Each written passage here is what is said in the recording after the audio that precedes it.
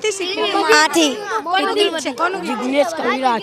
જિગ્નેશ કવિરાજ. કવિરાજ. ગમે તમને જિગ્નેશ કવિરાજ? હા કયા બીજા ગીતો આવડે એના?